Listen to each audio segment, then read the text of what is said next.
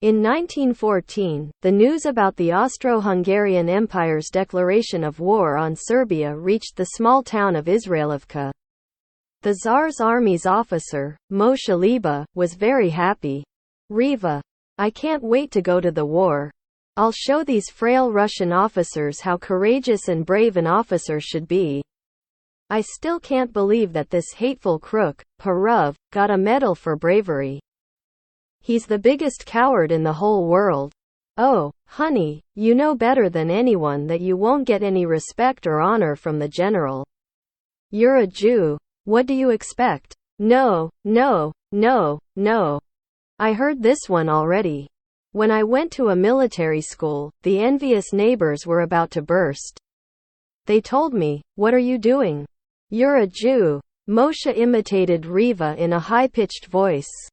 "And you know what happened? I became an officer and very proud of it. I'm going to prove my devotion to the Tsar." Riva felt her husband's ambition and didn't take offense, though she felt uneasy. "Oh, Moshe, I have a very bad feeling about this. What about the children and me? Samuel and Simon need you. Celia and Hannah will also miss you terribly. They all love you so much. And I'll miss you too. I need you near. Honey, there's nothing to worry about. The Germans have no idea how big and strong we are. We'll beat them in the blink of an eye. It won't last too long. I promise.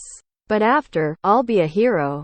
Can you imagine how proud our children will be to have their father a hero? The best man ever. Picture this.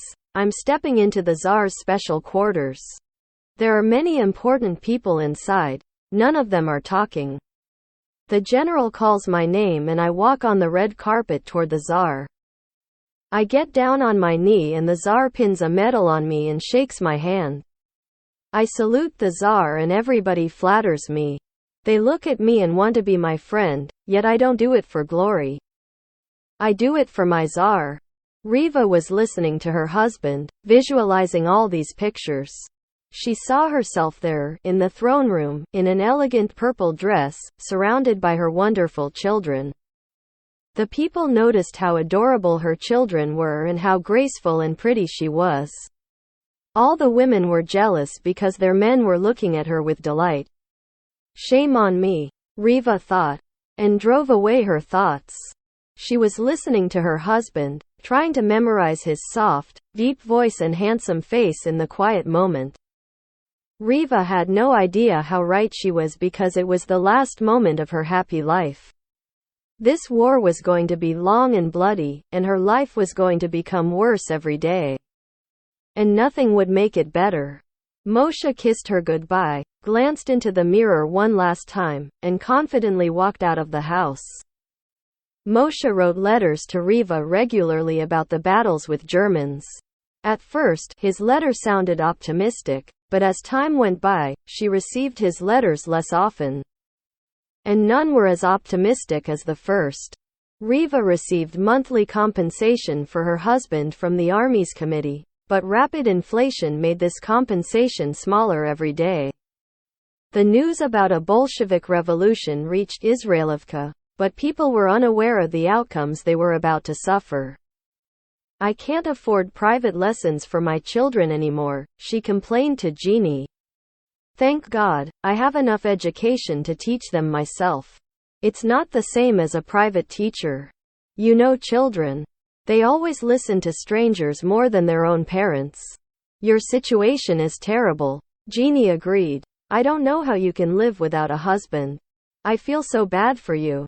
Riva. "But that's not all," Riva continued to complain.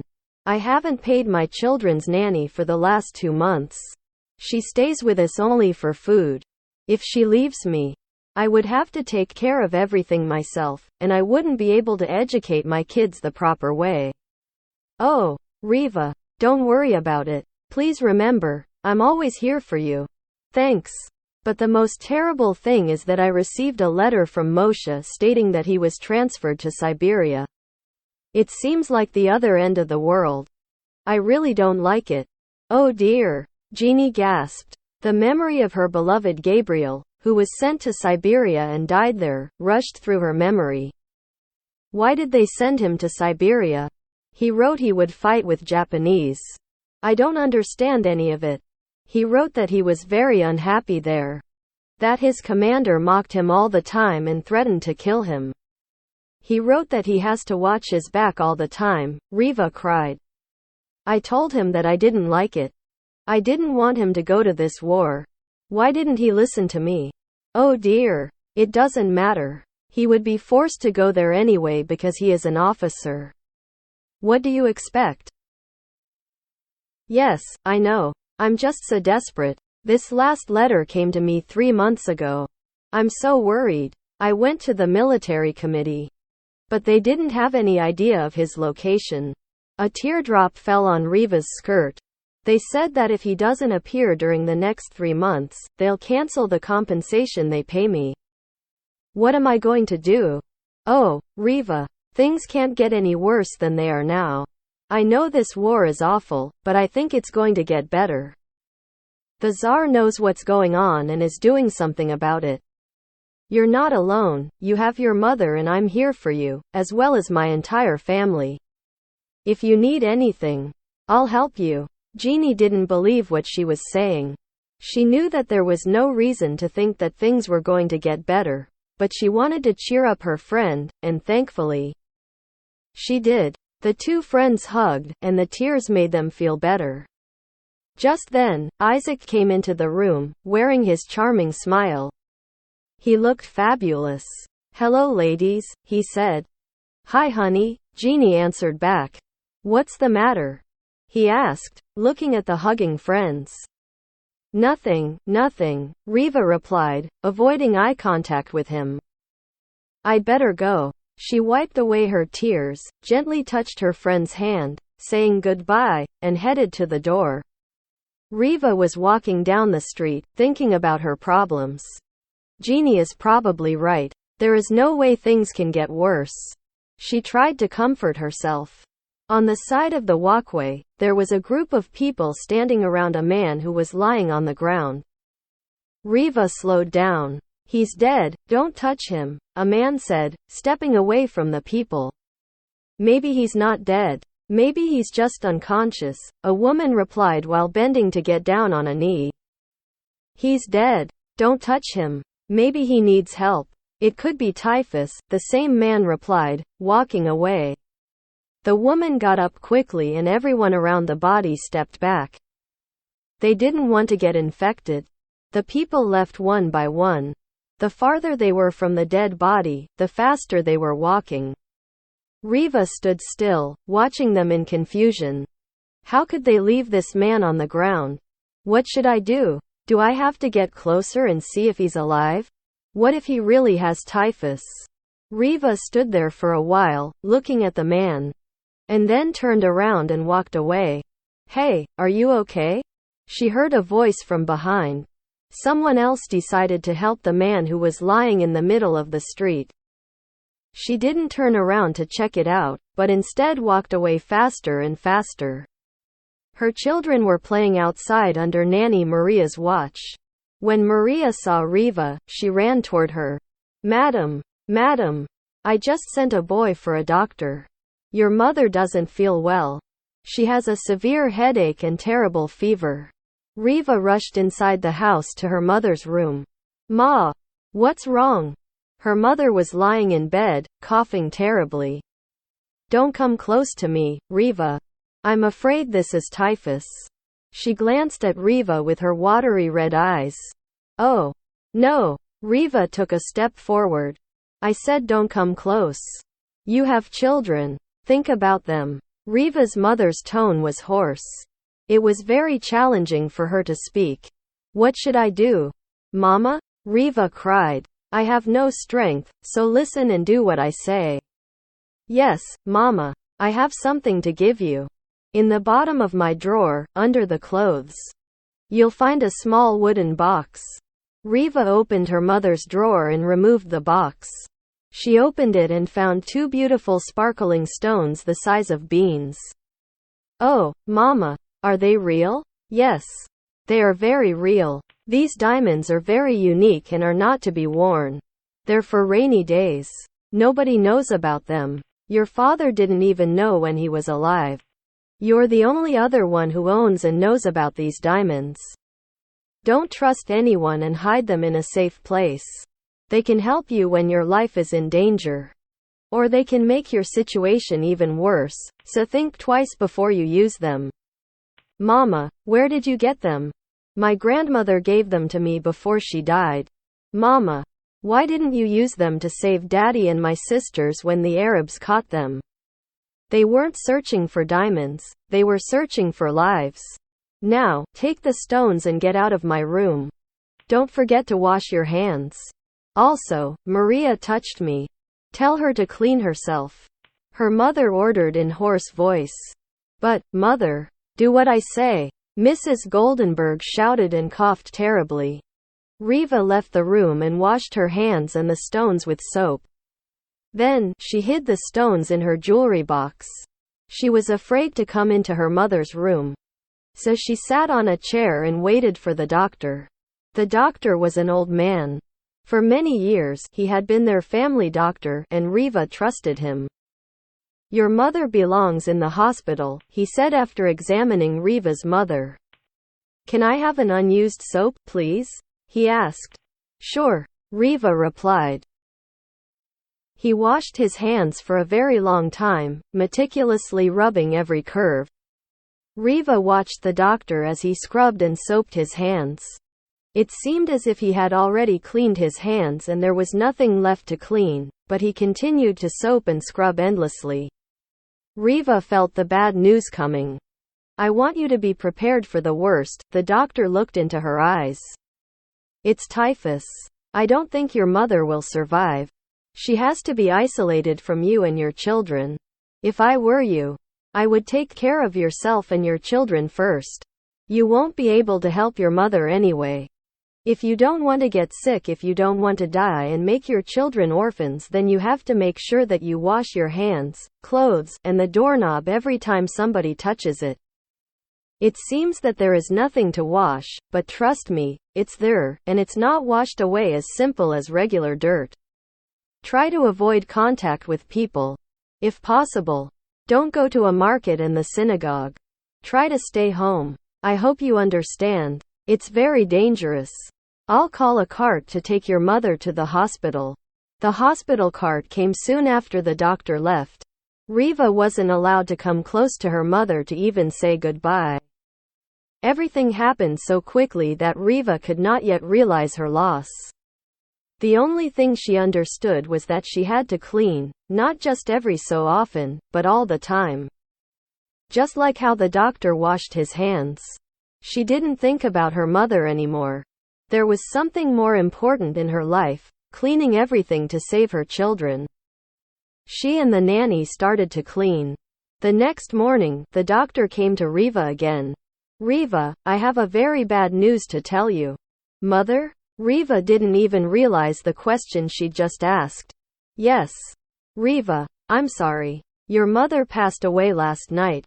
Be strong, Riva. You have your duty. Think about your children. Riva knew the doctor her entire life and felt like he was a family member. She loved the man, and wanted to hug him and cry on his shoulder, and he wanted to comfort her.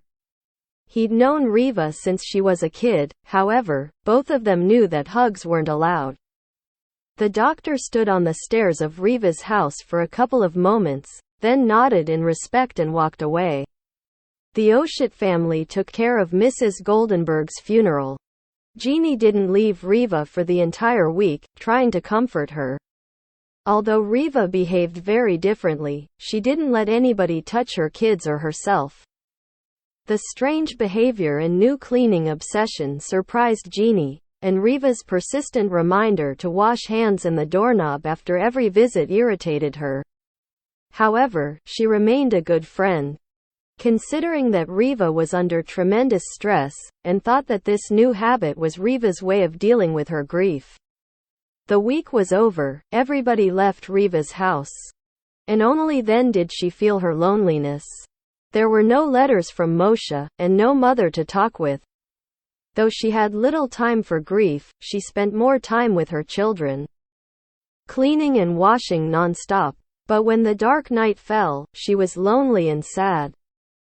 She opened her jewelry box for the first time after her mother's death and found 2 diamonds that her mother left for her.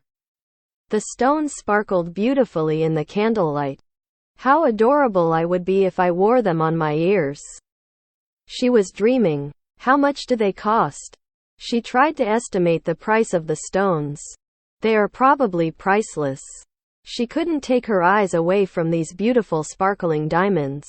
Riva saw herself in the throne room, with Moshe leading her on the red carpet to the Tsar. All the people around were whispering, "She's so beautiful. Look at those earrings. I wonder how expensive they are. 1 million, 2 million, 3 million. Suddenly, Riva saw her mother in the crowd and rushed to her with a smile. "Mama, do you like how I look? They're not searching for diamonds, they're searching for lives," her mother said in a hoarse voice, pointing to the crowd of people in the throne room.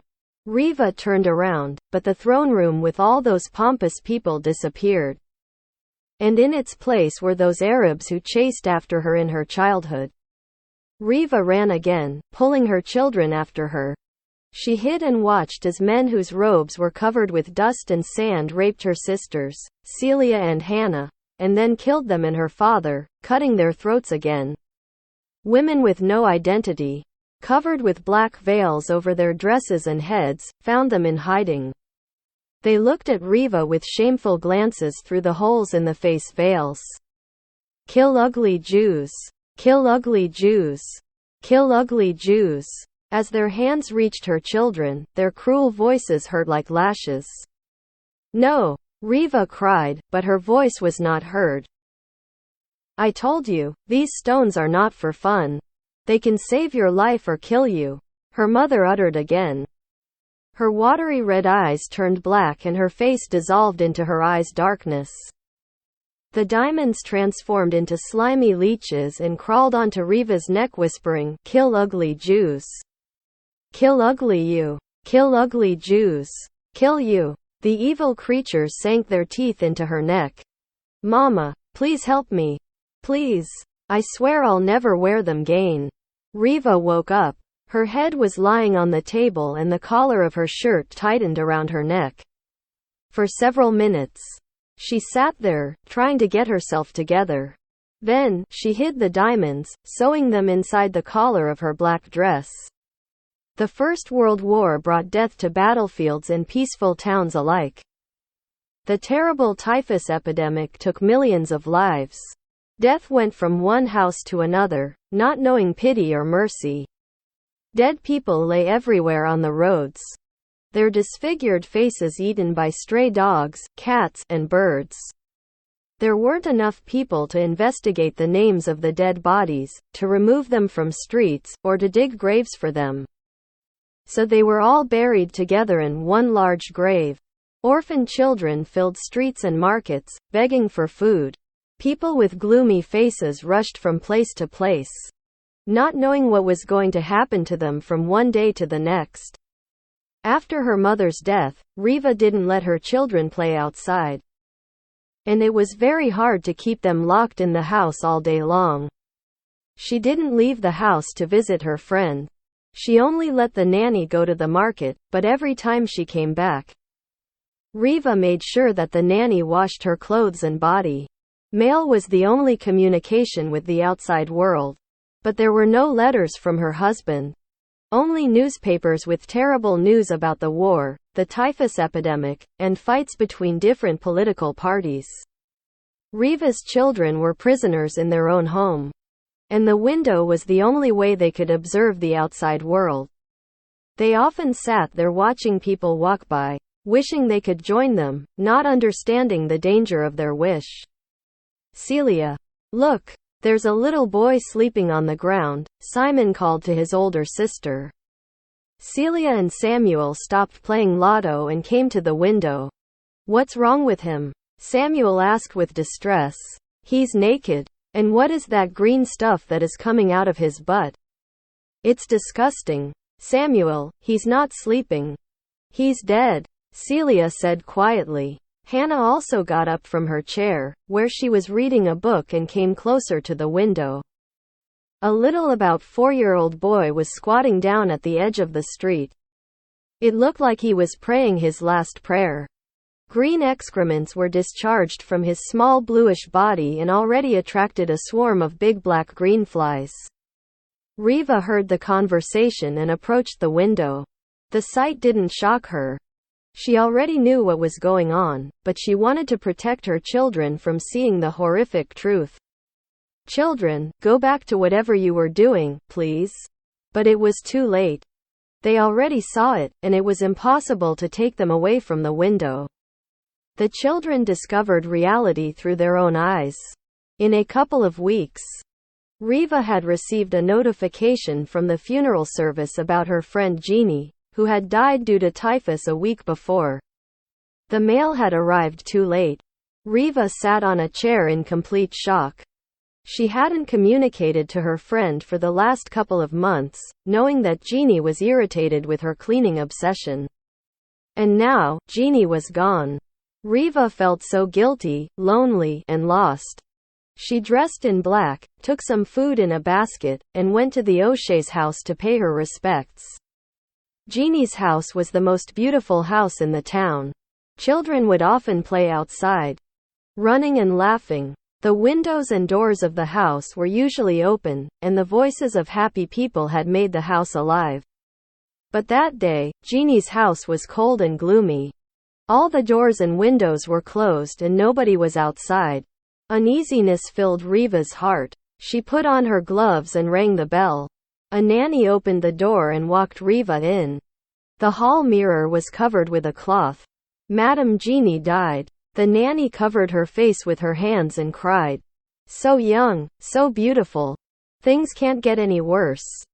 Jeannie's voice sounded in Riva's head and her face turned pale. "Madam, you should sit down," the nanny said, reaching to Riva, trying to support her, but Riva moved away, not letting the nanny touch her. "I'm okay, thank you. I would like to see Rabbi Oshit and Mrs. Oshit. They don't feel well, madam." "What do you mean?" "The doctor said that it's typhus." "What are we going to do? Why is God punishing us?" The nanny cried again. "What about Isaac? Is he home?" He was the last person Riva wanted to see. But she had to express her condolences to someone from Jeannie's family. "Yes, he is." The nanny walked her to the living room. Isaac was sitting on an armchair near the fireplace with his eyes closed. 5-year-old Fega and 4-year-old Sarah were playing near him on the floor. Riva put the basket on the table, and he opened his eyes. "Hello, Riva." His voice was soft and tired. "Hello, Isaac." She felt terrible as always, and her cheeks turned red as she made eye contact with him. "I'm sorry. I didn't attend the funeral. The notification came too late and nobody told me about it. I had no idea." Tears began to flow as she spoke. Isaac got up and approached Riva. He took her hand into his. "Good thing I wear gloves," she thought. She wanted to avoid the touch, but felt it would have been too rude. "You don't have to apologize, Riva. It's typhus. People are afraid to come. People are dying by the handful today. Rabbi and Beetle are sick in the hospital. Nobody knows who's next in line to become ill." Riva held her breath as he spoke.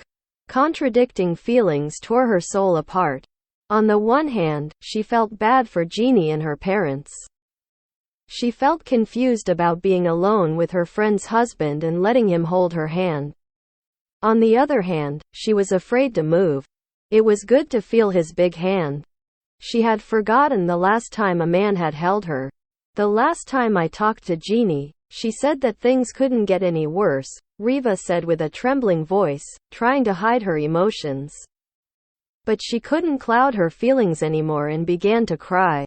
Isaac moved close and hugged her very gently. He didn't say anything. There was nothing to say. It felt so comfortable and safe to be in his arms, and gradually Riva calmed down. "I'm sorry, Isaac. I came here to cheer you up and instead I'm making myself sad." "That's okay, Riva. I'll be fine." And I like how you say my name." He looked at Riva and saw right through her. He knew that she liked his touch, but he wasn't in the mood for a courtship. He needed some time to think about what happened and what he was going to do. Riva moved her glance away at his last comment. "Don't forget us, Riva. Come over when things are better." "I will," she said, turning red. What does he mean? Is it a sign that he wants me, or is he just being polite? She didn't stay longer to find out, and instead ran home. Riva spent the rest of the day washing herself and her clothes.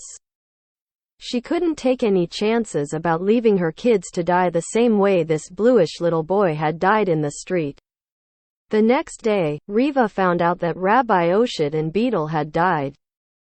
In spite of the typhus epidemic, a lot of people came to pay their respects to the rabbi and his wife. Riva came too. There were so many people that Riva only had a chance to greet Isaac. He gave her a weak smile, and after that, she didn't see any reason to stay longer and left to wash and clean over and over again.